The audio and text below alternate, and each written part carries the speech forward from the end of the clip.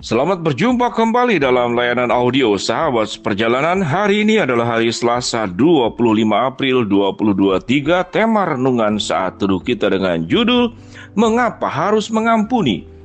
Mengapa harus mengampuni? Firman Tuhan terambil dalam Kolose 3 ayat 13. Demikian bunyi firman Tuhan. Sabarlah kamu seorang terhadap yang lain dan ampunilah seorang akan yang lain apabila seorang menaruh dendam terhadap yang lain. Sama seperti Tuhan telah mengampuni kamu, kamu perbuat jugalah demikian. Mari kita berdoa.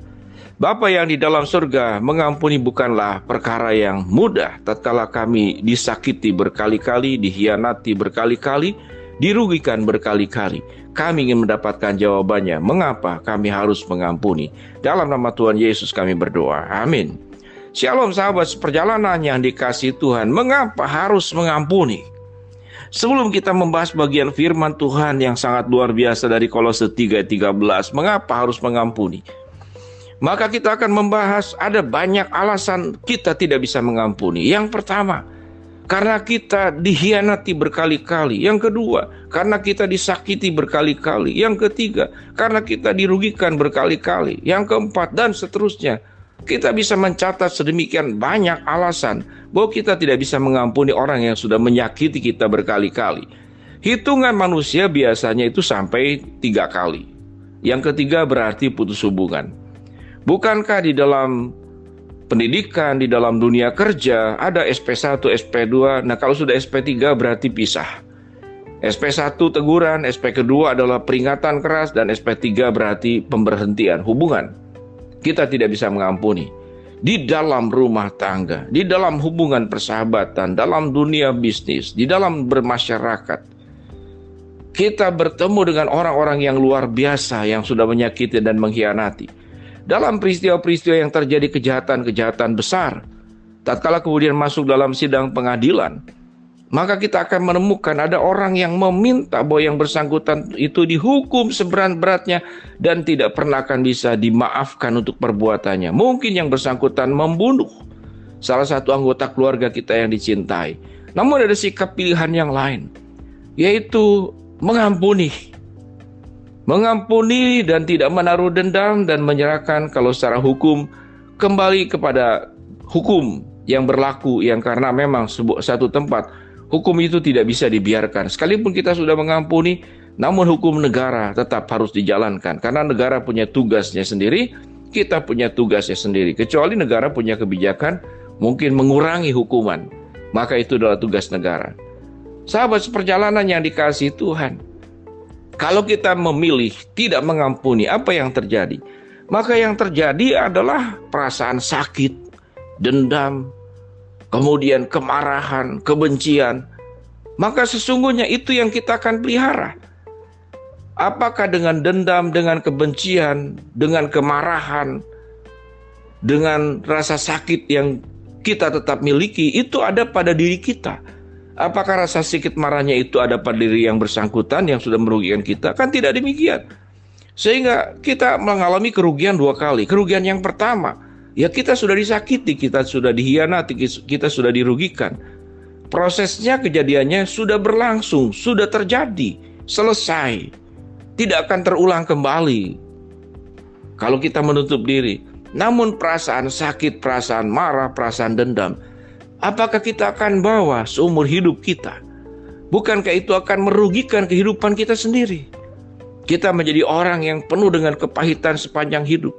Apapun anugerah yang Tuhan beri, kehidupan yang baik yang diberikan Tuhan kepada kita, akan menjadi tidak punya makna. Karena mengapa? Karena orang yang punya dendam, orang yang punya memelihara kepahitan, orang yang memelihara sakit hati, orang yang memelihara kemarahan, apapun yang indah yang ada di sekitarnya, yang dimilikinya, maka itu tidak bisa menggantikan dan kemudian membuang semua yang ada pada diri kita. Maka kita sendirilah yang harus membuang semua perasaan itu keluar. Maka dengan demikian kita sedang berbuat baik kepada diri sendiri. Mungkin kita tidak akan berbuat baik kepada orang yang menyakiti kita, namun minimal sahabat seperjalanan kita harus berbuat baik kepada diri sendiri, agar jangan kita dirugikan berkali-kali, kemudian menyimpan berbagai perasaan negatif yang merusak itu. Apakah kita akan simpan sampai kita meninggal? Bukankah kita sedang berlaku buruk, berlaku tidak adil, dan berlaku merusak kepada diri sendiri, dan pelakunya adalah kita sendiri? Ada alasan mengapa kita harus mengampuni. Alkitab mengatakan apa? Apabila seorang menaruh dendam terhadap yang lain, sama seperti Tuhan telah mengampuni kamu, kamu perbuat jugalah demikian. Ini alasannya. Sama seperti Tuhan sudah mengampuni kita, maka perbuatlah demikian juga kepada orang lain. Tuhan itu sudah mengampuni kita untuk semua dosa yang kita perbuat dari nenek moyang kita. Dan dosa-dosa yang kita juga masih bisa lakukan, bisa terjadi di kemudian hari, tidak ada yang bisa menjamin. Kita berkali-kali mengecewakan Tuhan, Tuhan tetap mengampuni kita. Tuhan tetap menebus semua dosa-dosa kita. Tuhan tetap membuang semua kesalahan kita seperti dalam lagu-lagu sekolah minggu. Aku buang dosaku ke laut, ke tubir-tubir laut yang terdalam, dan aku tidak pernah akan lihat kembali.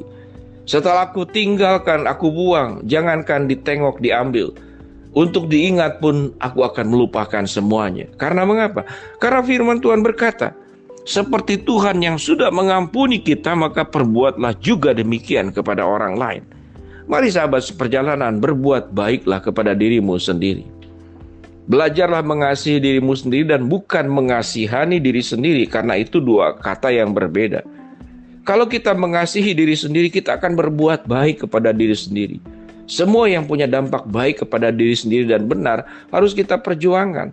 Kalau mengasihani diri sendiri, maka kita akan terus terjerumus, terikat, terkungkung, terperangkap, dan terpenjara oleh perasaan-perasaan sebagaimana yang dijelaskan tadi di awal. Kita menjadi orang yang selalu membawa kepahitan, membawa dendam, membawa sakit hati, dan itu pada dasarnya juga merusak kesehatan dan tubuh kita. Secara kedokteran, semua emosi-emosi negatif bisa meningkatkan tekanan darah. Semua emosi-emosi negatif itu mempercepat proses penuaan. Silakan sahabat seperjalanan berkonsultasi dengan dokter atau melihat di internet makalah-makalah dampak daripada semua emosi negatif berdampak kepada kesehatan. Dan emosi negatif juga berdampak kepada hubungan. Bukankah kita sekarang melihat kalau orang tua sedang marahnya tentang apa, anak-anak yang bisa kemudian kena dampaknya dalam hal sederhana. Atau bos dalam perusahaan, dia sedang kesal, dia sedang apa, kita juga bisa kena efek sampingnya, kena bantulan, pukulan, padahal bukan kita yang salah. Dengan demikian sahabat seperjalanan, mari kita belajar untuk berbuat baik kepada diri sendiri. Karena mengapa? Karena seperti yang firman Tuhan katakan, ayat yang ke-13 Kolose pasal 3. Sabarlah kamu seorang terhadap yang lain dan ampunilah seorang akan yang lain apabila yang seorang menaruh dendam terhadap yang lain. Sama seperti Tuhan telah mengampuni kamu, kamu berbuat jugalah demikian. Biarlah sahabat seperjalanan, kita menjadi orang-orang bijak untuk diri sendiri, menjadi orang-orang cerdas, menjadi orang-orang beriman dengan belajar memperhatikan bahwa membenci dan kemudian dendam itu tidak menyelesaikan masalah, namun menimbulkan masalah-masalah baru. Biarlah kita harus mengampuni sebagaimana keteladanan yang sudah Tuhan lakukan dalam mengampuni kita. Kita berdoa. Bapa dalam surga, terima kasih buat kebenaran firman Tuhan yang sudah kami pelajari. Hamba-Mu berdoa buat sahabat seperjalanan yang sedang sakit, Tuhan jamah sembuhkan. Sahabat seperjalanan yang sedang menghadapi masalah, Tuhan bukakan jalan. Sahabat seperjalanan yang sedang berdoa mengharapkan sesuatu dari Tuhan, Tuhan akan kabulkan sesuai dengan waktu, rencana, dan kehendak Tuhan. Dalam nama Tuhan Yesus kami berdoa. Amin. Shalom sahabat seperjalanan, Tuhan memberkati kita semua.